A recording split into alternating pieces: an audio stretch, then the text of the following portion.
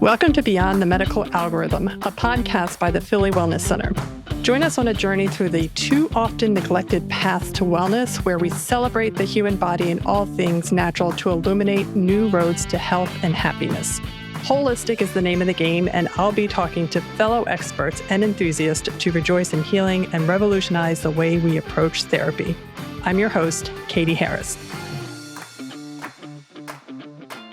Hi, everybody. On today's episode of Beyond the Medical Algorithm, we're excited to welcome Deborah Roebuck. She is a doctor of nursing practice and is also the Menopause Whisperer. She's the founder and CEO of Going Through the Change, which is a global health and wellness company that focuses on helping women of all generations to successfully navigate pre-menopause, perimenopause, and menopause and postmenopause. I'm going to need you for a while.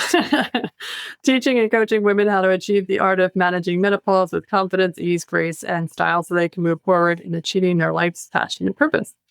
Deborah, thanks so much for being here with us today. Thank you.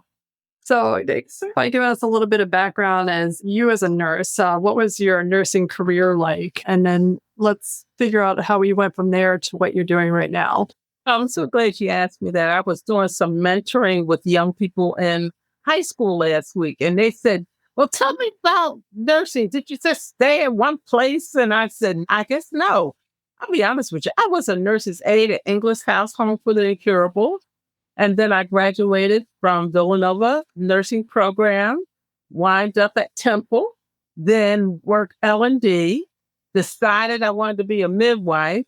From there, I went to the University of Utah, decided, I don't want to be a midwife. I want to be a clinical specialist. Came back home to Philadelphia. I couldn't get a job. That was back in 81. I had the same problem in 96. I couldn't get a job at a nursing home, which is like the easiest thing to do.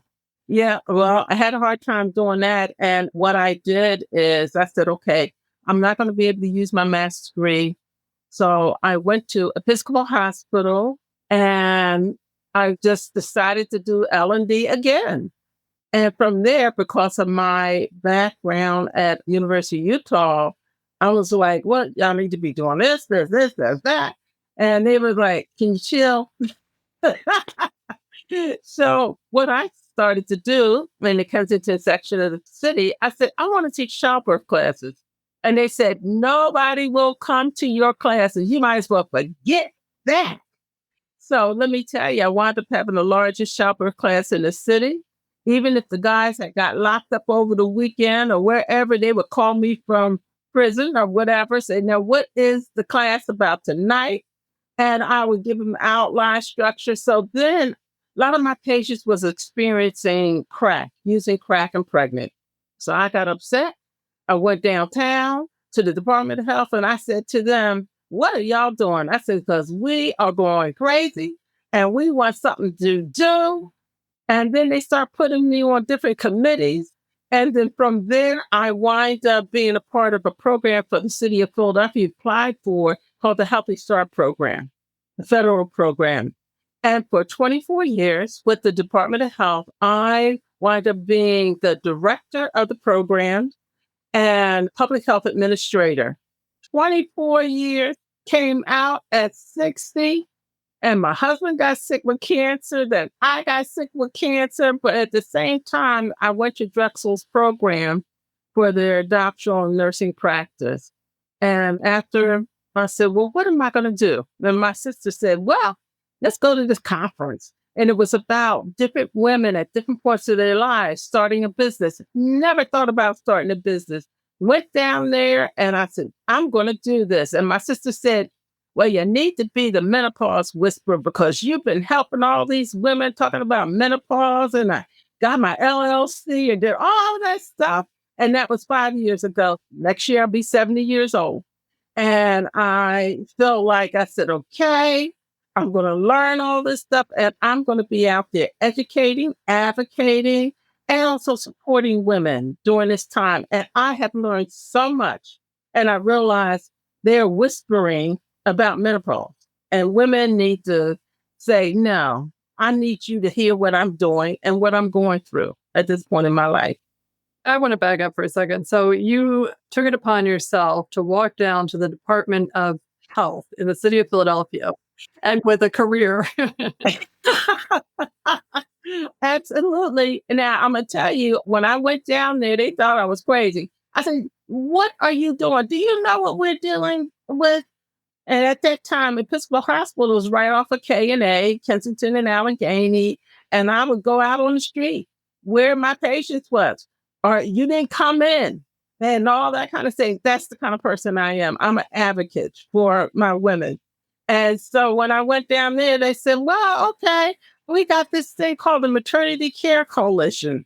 I said, okay, I'll be involved in that. And then we fought for case management. We fought for women being able to not having to pay for prenatal care. Back in those days, you had to pay the hospital for that delivery. That's crazy. Mm-hmm. All right. So you started out, and it sounds like L&D was a true calling for you, and it kept pulling you back in and pulling you back in, and you spent all these years. And then when you retired, you transitioned to menopause. How did that happen? Well, let me just say this. At that point, when I was administrator, I used to run at least 10 meetings a day. I was managing a budget between 13 million, 18 million a year. And I had all these people, and I was saying, wait a minute, something is not right here. And I had surgical menopause, whereas I had a hysterectomy because just things, fibroids and the whole thing. And I would run down the hall and talk to my friend who was a nutritionist. She says, Deborah, let's talk about your nutrition. Let's look at uric acid. Let's look at all these different things. And I said, I had to run down the hall and talk to somebody. But at the same time, believe it or not, I was 47 right before I had my hysterectomy. I said to my doctor, I was still trying to get pregnant. I didn't get married until late. And I said to her, why do I have fuzzy thinking? Why can't I remember anything? Now I'm trying to get pregnant, right? You know what she told me? I got the same problem. That's great. As long as we can commiserate, then it's okay. Many solutions. And so when I finished my doctoral program, I did it all on health promotion and reducing the risk and the whole thing of life course perspective and how what you start off is going to impact on you later on in life. And I started thinking about the women that I was working with, and they were like, well, it's time to shut down. Okay, I'm not going to have a period anymore. Obviously, that means I'm at the end of my life. And I said, I be darned. I beat this cancer? No, we're not going there. And let's have a conversation. And you started this conversation, and then what happened? What happened was COVID, and I thought I was going to do speaking engagements because I'm used to teaching and educating people. Well, I had to learn how to use social media. I had to learn how to use the computer. I had to learn how to use Zoom. And I started having classes online. I started posting things on Facebook, got involved with Instagram. I didn't know any of this stuff. And so doing that gave me the opportunity to expand who I contact, what I was saying. And I started having boot camps, menopause boot camps, one-on-one individual coaching, and it just grew. Now I have opportunity, believe it or not, doing kind of two different kind of things right now. I do work within the community in churches and the community organizations, the clinics and what have you. But I also am concerned about the women in the workplace, in corporate environments. And the more I'm reading now, you're noticing it says, oh, menopause in the workplace. Now, you'll see a lot in the United Kingdom, but you don't hear as much here in the job environment. But Forbes put out to say that this is an issue now. Businesses are worried about how do we maintain wellness in the midst of menopause, and that people were looking at violently resigning from their jobs because the issues weren't being dealt with. But my thing is, who kept everybody together during COVID? That age group of women, mothers, grandmothers, aunts, nieces, they're the ones who are going through menopausal symptoms, but yet again, taking care of people on one side of the age gap. Yeah, you're looking at the children, and then you're dealing with, I had people in their 60s, she had cancer, lupus, and taking care of her mother in her 90s and was talking about hot flashes and what have you. So that whole discussion generally thought, oh, I'm done. No, I'm hearing more and more women, 60s, 70s, talking about all the different signs and symptoms they never associated with menopause or the fact that their estrogen levels have decreased tremendously. So, how do you help these women? Well, let me just say this. They say, for example, I'll tell you 2 weeks ago, somebody saw me on LinkedIn and she says, I need for you to come and talk with my church. So I have conversations with the people and they said, well, we got all these guys here and they don't understand and they're thinking their wives have they're not the same person. I did a 2.5 hour straight lecture on menopause. I took them for the who, what, when, and how. Okay. And then one of the things I left them with, I developed an assessment sheet looking at all the different signs and symptoms, say 35, 38, whatever. And I put them in categories. And so I asked them, I said, okay, we're going to do this now. I'm going to walk you through it. Tell me, how many people have at least 10 symptoms? How many people have 15? Some of the people had 18 signs and symptoms and have never integrated it as the result of going through this change of life. So at the very end, there was a lot of guys there. And one of the men stood up and he said, I want to publicly apologize to my wife. All this time she was saying all these things, I paid her no attention. Now he held up the paper. Now that I can see it, I now understand why she was saying what she was saying. And I'm now going to support her through this journey. I get stories like that often, even if it's just the beginning of the assessment, identifying the issue. Okay, I'm not crazy. So, I mean, just having the awareness and other people being aware that you were this one person maybe a couple weeks or a couple months ago, and then something happened and you're like a new person. And I feel like they always want to put you on some sort of medication or antidepressant or something along those lines but it seems odd that it's not recognized at some level as menopause. I mean, what are some of these symptoms that they're having that it's construed? Well, of course, hot flashes is number one, but the night sweats. Then you get the irritability. Then people say, I'm depressed. I mean, problems just with sleeping overall. And I say to them, let's tease out each one of these signs and symptoms. I'll give you another example. Somebody in the community wanted me to do something for their women. And I start talking about triggers. Well, the lady said to me, okay, I know when I have chocolate, it triggers my hot flashes. And also the caffeine, I'm going to have my Pepsi. And I said to her, that's good because at least you are going to be the boss and it's not going to be the boss of you. Long as you can identify and say, okay, I know this triggers, this happens, then you have some control and you don't feel like, oh my God, I'm giving up. You won't give up. I also talked to some women. They said, I went to the hairdresser and she says, are you going through menopause? The texture of your hair has totally changed. Or they say to me, girl, I cough and I pee. It's so embarrassing. So I did a whole thing on urinary incontinence on one of the local radio programs. And I said to them, had you ever heard of going to the physical therapist for pelvic health? They said, go to PT? I said, absolutely. My doctor told me this is what to do. And so when now I get up out of the bed, I don't have Niagara Falls going as I'm trying to run to the bathroom. Okay. So I know that I am somewhat different because oftentimes people will talk about a pill or surgery or whatever they're talking about. I talk about lifestyle changes.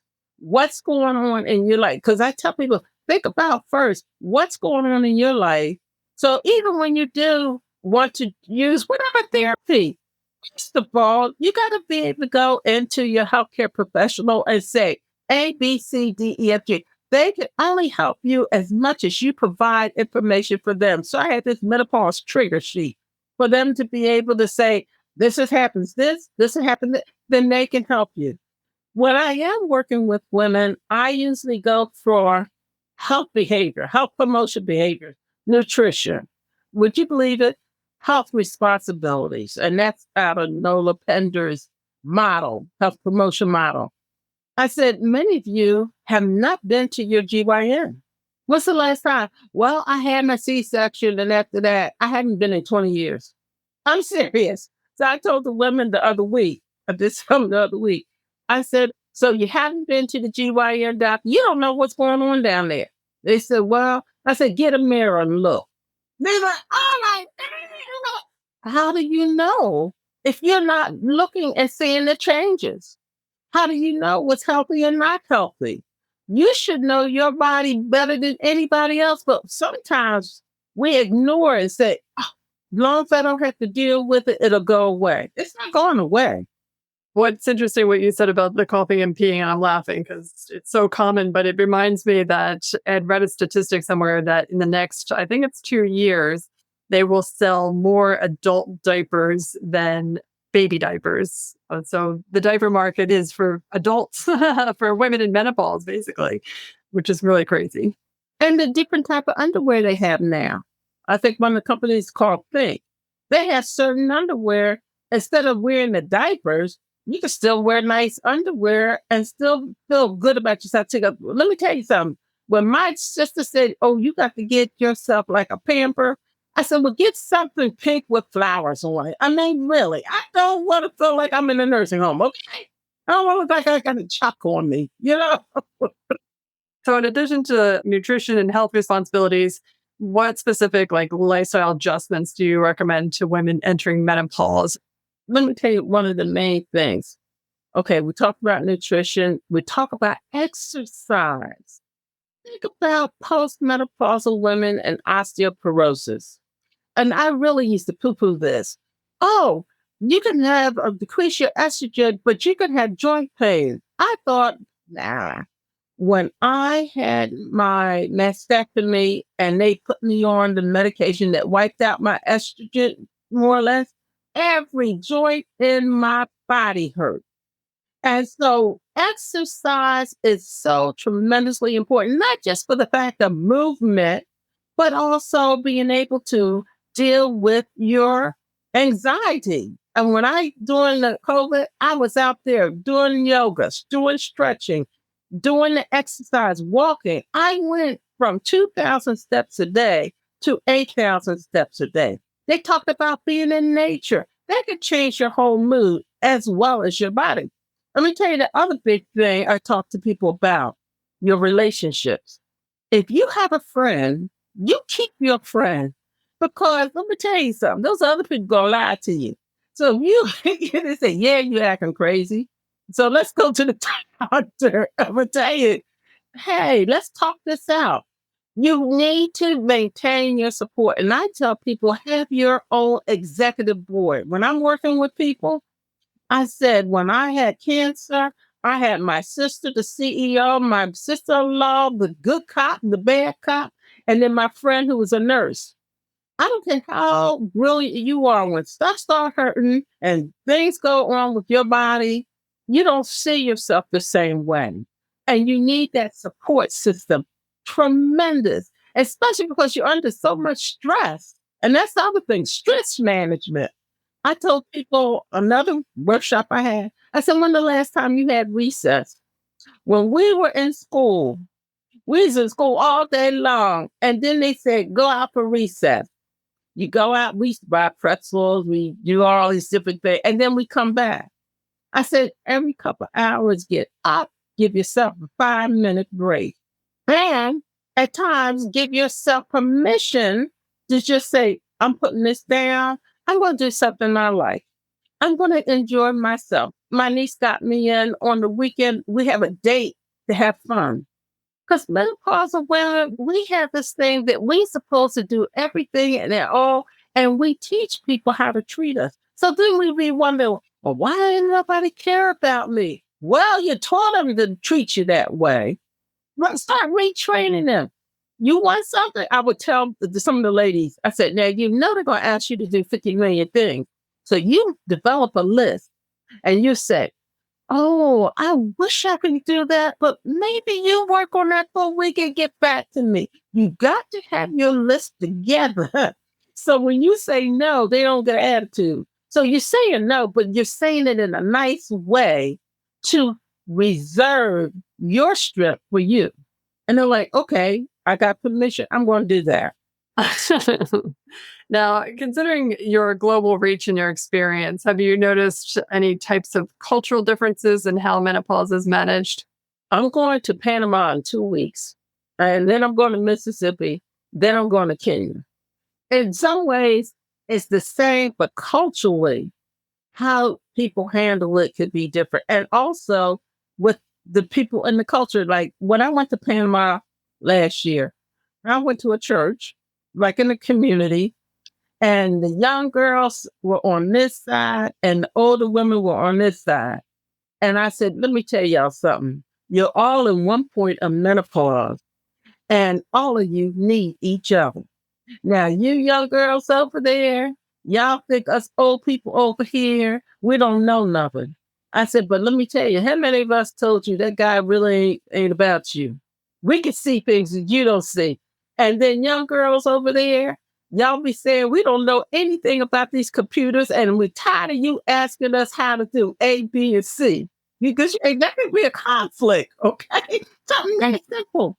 I look at intergenerational coming together of menopause. I never heard people talk about it, but I talk about it. Because if you look at premenopause, you're looking at people right before their period starts to shift, and they can be in their 30s. And then you go through 40, 50, 60, and at that time you're postmenopausal, you're still going to probably live another 30 to 40 more years. You're still going to be alive, but you're in a different stage of menopause. When I grew up, I don't know about you, but Granny Clampett, I thought she was 100 years old and on the Beverly Hillbillies, and she was only in her 50s. Okay. I wish I was 50. I would be doing so much because at 50, I didn't feel like a senior citizen, even though 55 was supposed to be the point. At 65, people still working, and eventually at 70. So now you're looking at menopausal from a intergenerational perspective, and in the workplace, you have 5 different generations. Now I hear some of the young girls, I'm tired of her talking about is hot. And everybody's at each other. No, we have to develop means of communication. That's what I'm working on now. How can I bring that message to the workplace so that there won't be that conflict? Right. And how are you going to do that? Tomorrow, I'm going to the African American Chamber of Commerce meeting, and I'm starting to share with small businesses. Had you thought of doing some workshop? I even went to my dentist. I said, you got all these women up in here? I said, I'll do a free workshop for you because y'all need to learn about what the signs and symptoms are. Y'all taking care of my mouth. I did not realize menopause impact on my dental health. Had no idea. So now I'm also taking a course and learning how to develop apps. So I have an app I just finished developing called Hot Flash Harmony. And I made it into a way that is gamification. Yes, they're learning, but it's a game and get points and all that kind of stuff. So I figured, why not?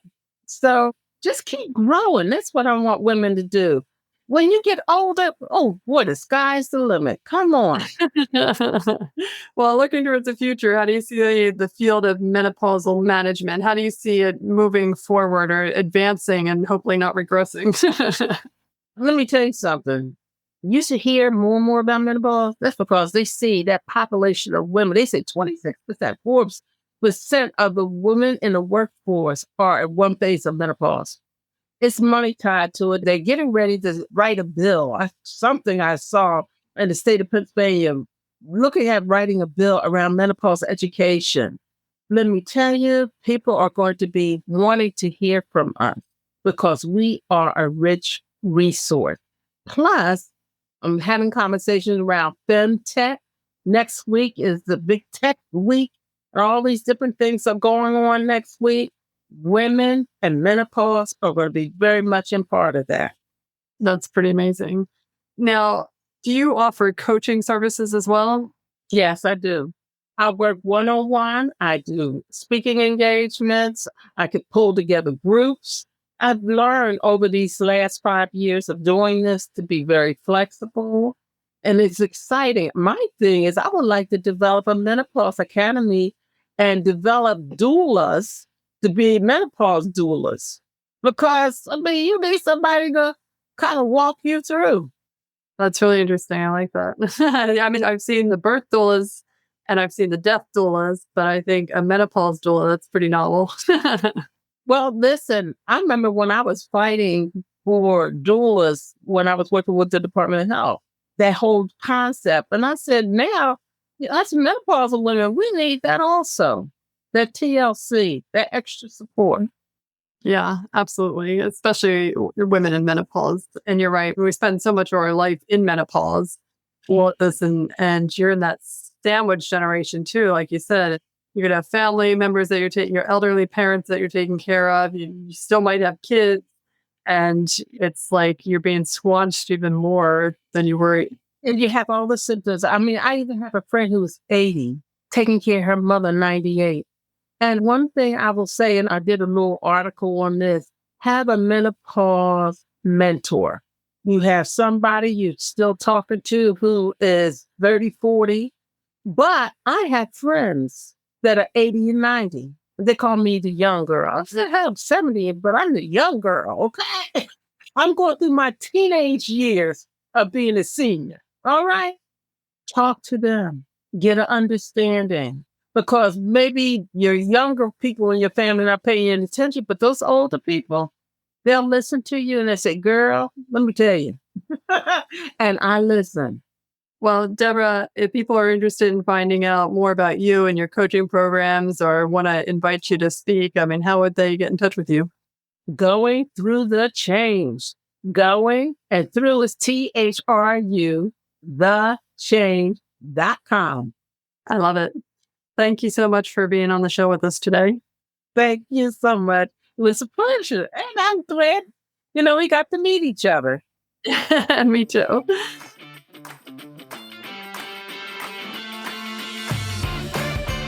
Beyond the Medical Algorithm is brought to you by the Philly Wellness Center. To find out more about the Philly Wellness Center and how we're challenging conventional medical wisdom and shedding light on more natural means of healing and therapy, visit phillywellnesscenter.com. And then make sure to search for Holistic Health in Apple Podcast, Spotify, and Google Podcast, or anywhere else podcasts are found. Make sure to click subscribe so you don't miss any future episodes. On behalf of the team here at the Philly Wellness Center, keep celebrating the innate power in our incredible bodies, and thanks for listening.